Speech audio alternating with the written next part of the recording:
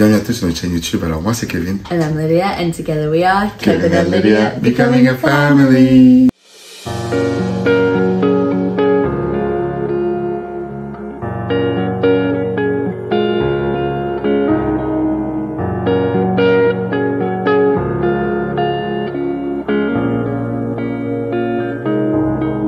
Dans cette vidéo, on veut parler avec vous des côtés dans nos cultures qu'on ne veut pas forcément passer à nos enfants. On a fait une vidéo des côtés qu'on voulait passer à nos enfants, parce que dans chaque culture, il y a des bons côtés. Je pense que, voilà. Étant donné que nous, déjà, nous sommes chrétiens, il y a des valeurs de Christ qu'on prône avant tout, parce que on veut que l'identité de nos enfants soit basée en Christ, et après, qu'ils soient fiers d'où ils viennent, de leurs parents, de leurs origines.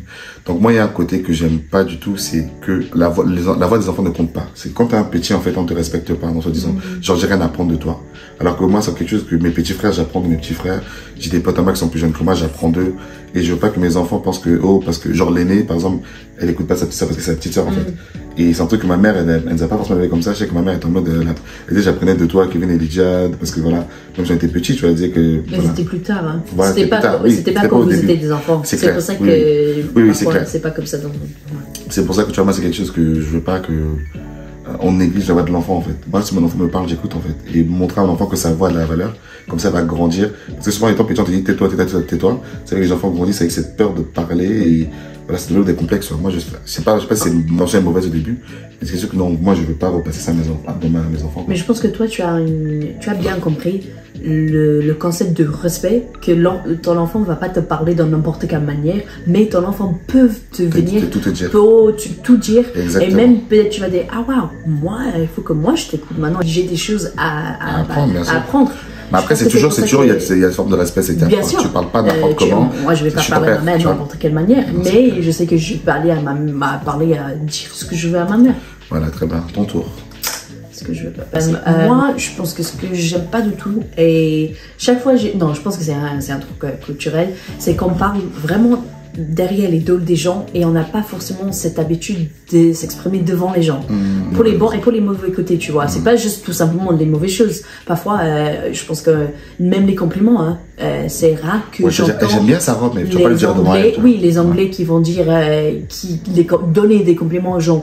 Et après, sinon, ça devient tout en complexe parce qu'après, pour donner des compliments, pour les recevoir, c'est un peu gênant. Mais après, on dit, mais les compliments, ça doit être quelque chose qu'on entend tous les jours, tout le temps.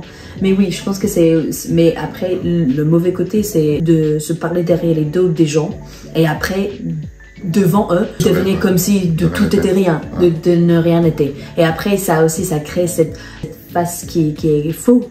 Que tu donnes pas la vérité aux autres. Donc en fait, après, je pense que c'est dans toutes les cultures ce côté un peu hypocrite, mais c'est vrai que chez vous c'est un peu plus poussé parce qu'il y a ce côté un peu royal que tu as. Il y a vraiment une phase, en fait, il y a l'image publique. On doit se comporter bien. C'est un royaume, mais ça devient de la. Oui. Ça vient de là-haut quoi. Oui, c'est quand je regardais The Crown, j'ai beaucoup regardé The Crown sur Netflix là, et quand tu comprenais, enfin, ça vient de là-haut. Tout est sur l'image. Mais quand même on regarde Bridgerton et tout, on voit ce qui était les lords et les ladies, il fallait se comporter dans une manière parce qu'il y avait tout le monde. C'est l'image. Oui, vous avez beaucoup pensé sur l'image en fait. Parce que du coup, vous allez tout faire pour que tout le monde ait une bonne image de vous. Et c'est pour ça que parfois c'est choquant, en fait, avec des gens comme ça, ils parlent, ils se rigolent. La personne elle part, et vous la terminez. Non, on fait le Congo ça, tu vois. Maintenant, on le commande dans la bouche. Je vais te dire, on va tester devant toi. Que bien, si tu es gros, elle a fait ça grossi. Non, on est même insolent devant toi. Donc, mais en fait, on va le faire aussi. C'est trop fake. C'est trop. On va dire, ah ouais, donc.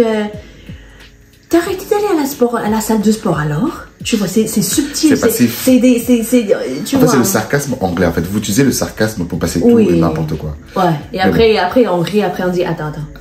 Tu voulais demander ça ou pas? C'est pour ça que moi déjà j'ai coupé ça. J'ai dit Lydia, chez moi tu vas pas me faire ça. Non, en fait, je pense que ma règle, c'est ce que tu m'as appris, c'est que si tu vas pas dire ça devant eux, ne dis pas. On aime bien faire le commencer. On aime bien faire le commencer. Le couple est bien.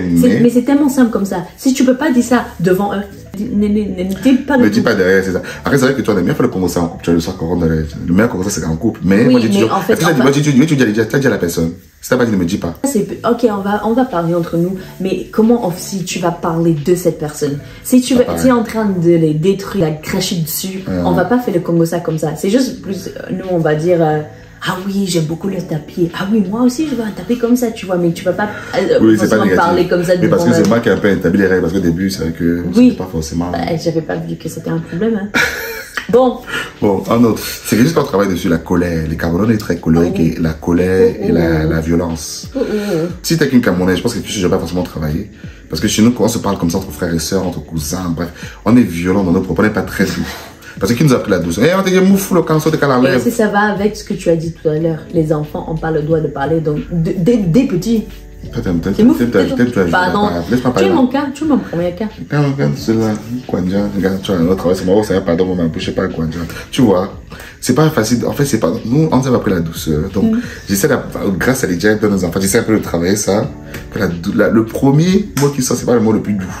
Donc j'essaie de, voilà, c'est la prison, la colère. Parce que bien. Moi, c'est Dieu qui m'aide. J'ai vu une vidéo de quelqu'un qui disait que si tu es colérique, tu fais le peu du diable. Parce qu'avec ta bouche, tu détruis tout, en fait, autour de toi. Le diable a besoin de rien faire d'autre. Donc si tu n'es pas fait le diable, il faut pas être colérique. Donc après, non, on bagarre les démons qui viennent pas de nous, c'est les démons d'avant, c'est les démons de nos parents, de nos grands-parents.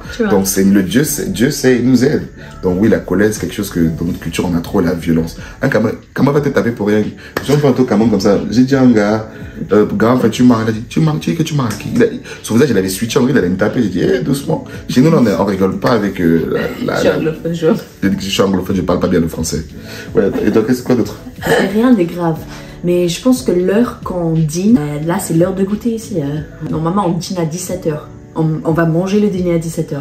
Du coup tu préfères notre heure à nous? Oui, parce que je pense que le rythme d'ici, mais là je vais jamais oublier, quand je suis venue ici en France, et ils m'ont dit, tu veux goûter? Moi je disais, goûter, vous n'avez pas le goûter vous? C'est quoi? Et bon, elle avait rien d'autre pour m'expliquer. Après, elle disait manger. Je disais ok, manger. Et après ça, j'ai bien compris que l'heure du goûter, c'est un truc ici, c'est un repas, c'est l'heure du goûter, c'est vraiment. Et là, chaque fois, je disais à ma maman que l'heure du goûter, c'est l'heure que normalement nous on va dîner, tu vois. Mais après, j'ai bien compris que la culture ici, tu peux pas manger le dîner à 17h parce que là, il y a les gens travaillent, ils viennent juste de rentrer de l'école. C'est l'heure du goûter, c'est pas du tout l'heure de dîner. Donc c'est pour ça, je pense que quand je rentre en Angleterre, après je dis bon, peut-être vers 18h, je peux manger. Parce que vous mangez le repas du dîner à 17h, après vous mangez le souper aussi. Oui, voilà, c'est ça en fait, on mange le supper. C'est en fait, on mange un petit truc avant d'aller se coucher. Parce que bon, il faut, tu vas manger à 17h, après tu te couches à 22h, c'est quoi ça? Quand on nous invite à manger à 17h, je rentre, je fais plus. N'importe quoi. Mais un truc qui est drôle avec le temps, que moi j'ai pas envie qu'on arrête, c'est que nous on est trop en retard et vous êtes trop à l'heure. Quand t'as pas non, mais ça c'était une chose qu'il faut donner. Ah oui, non, c'est un truc qu'on veut plus. Moi je veux pas que mes enfants aient ça. On sait parce que même Lydia, on dirait que les Camerounais, Lydia en retard comme les Camerounaises, mon frère. J'étais récemment à un enterrement, c'était à 11h. Midi 30, les Camerounais arrivent. Ouais, alors sur ça, 11h, il y avait personne. Les enterrements. Même l'enterrement. Ouais. Tu te rends compte? Ils viennent souvent pour manger à l'heure de la collation. Moi j'aime trop l'église ici. On va à l'église, ça commence. Je sais même pas l'heure exacte que ça commence. Bon, je croyais que c'était 11h30, mais apparemment c'est 11h45. Parce que ça fait en retard. Et après, midi 30. Il y a des gens. En fait, c'est jamais rempli l'église. C'est toujours, tu vas même dire l'église est vide. Mais dans 15 minutes, une demi-heure après, c'est rempli. Dans un truc, moi j'ai horreur, c'est j'ai horreur du retard. Et vu que dimanche avec Lydia, surtout pour l'église, j'ai horreur du retard. Et quand je suis en retard à cause de Lydia, ça m'énerve de fou. Je dois chez mes enfants, prenez pas le côté des Anglais, là, de Lydia, parce que sa famille à elle, ils sont tellement à l'heure. Tu vois, on voit midi à 55, ils sont déjà à la porte. Parfois, je regarde la mère de Lydia, mais qu'est-ce qui s'est passé? Qu'est-ce que Lydia n'a pas pris de chez vous, là? Ou son père, je dis, mais eux, dans leur famille, ils sont carrés. À notre mariage, il y avait un peu de retard, quand les Anglais criaient, ils disaient que les Camerounais, là, ils sont toujours en retard. On a coupé le gâteau. Mais nous, on était où? Un mariage, je sais pas. Ah oui, un mariage dans l'été. Et c'était commencé quoi? Une heure après. On pensait qu'on était en retard, on courait. Oui. Il y avait personne là. Donc c'est bien. En tout cas, je sais pas si on dit encore sur les vidéos, vous aimez ce genre de vidéos. Et vous, si vous êtes un couple mixte, quelles sont les parties de votre culture que vous voulez pas passer à vos enfants? On se retrouve dans la prochaine vidéo. Bye.